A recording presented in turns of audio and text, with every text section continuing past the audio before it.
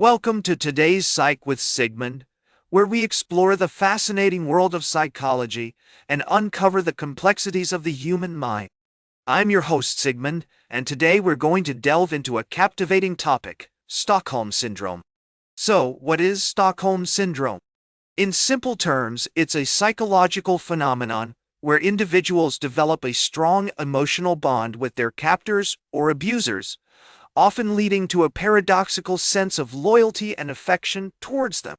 This concept has been extensively studied in the field of psychology, and its implications are far-reaching, affecting not only those who experience trauma but also our understanding of human behavior, relationships, and social dynamics. The term Stockholm Syndrome originated in 1973 during a bank robbery in Stockholm, Sweden.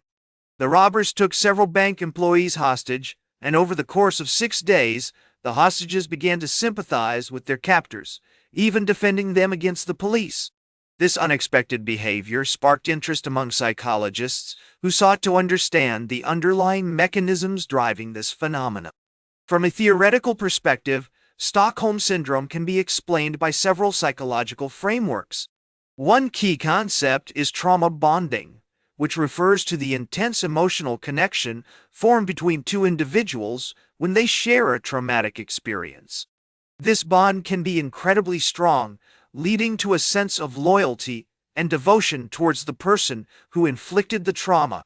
Another important theory is cognitive dissonance, which suggests that individuals tend to reduce mental discomfort by justifying or rationalizing their captor's behavior, ultimately leading to a more positive perception of.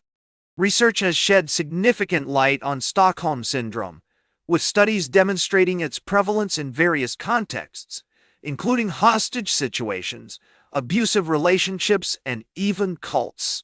For instance, a study published in the Journal of Traumatic Stress found that approximately 27% of hostages developed strong emotional bonds with their captors. Another study published in the Journal of Interpersonal Violence discovered that women in abusive relationships often exhibited symptoms of Stockholm Syndrome, including justification of their partner's behavior and a strong sense of loyalty. But how can understanding Stockholm Syndrome help us in our everyday lives? By recognizing the signs of trauma bonding or cognitive dissonance, we can develop healthier boundaries and more balanced relationships. Therapeutic approaches, such as cognitive behavioral therapy, can also help individuals who have experienced traumatic bonding or Stockholm Syndrome to process their emotions and develop more adaptive coping strategies. In addition, understanding Stockholm Syndrome can foster empathy and compassion towards others who may be trapped in abusive situations. By acknowledging the psychological manipulation and trauma that can occur in these situations, we can provide more effective support and resources to those who need it most. For example, organizations like the National Domestic Violence Hotline or the International Justice Mission offer critical services and support to individuals experiencing abuse or exploitation. It's also essential to recognize that Stockholm Syndrome is not limited to extreme situations like kidnapping or abuse. It can occur in more subtle forms, such as toxic relationships or workplaces where individuals may feel trapped or manipulated. By acknowledging these dynamics, we can take steps to create healthier and more supportive environments that promote well-being and resilience. Research has shown that even small acts of kindness and compassion can have a profound impact on our mental health and well-being. For instance, a study published in the Journal of Positive Psychology found that individuals who practiced random acts of kindness experienced significant increases in happiness and life satisfaction.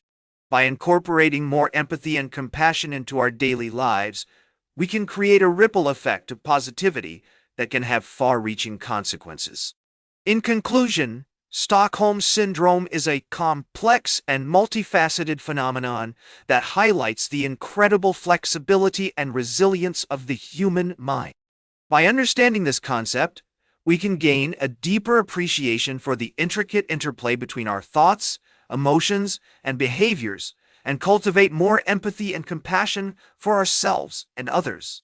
As we reflect on the implications of Stockholm Syndrome, it's essential to remember that our minds are capable of both remarkable strength and vulnerability.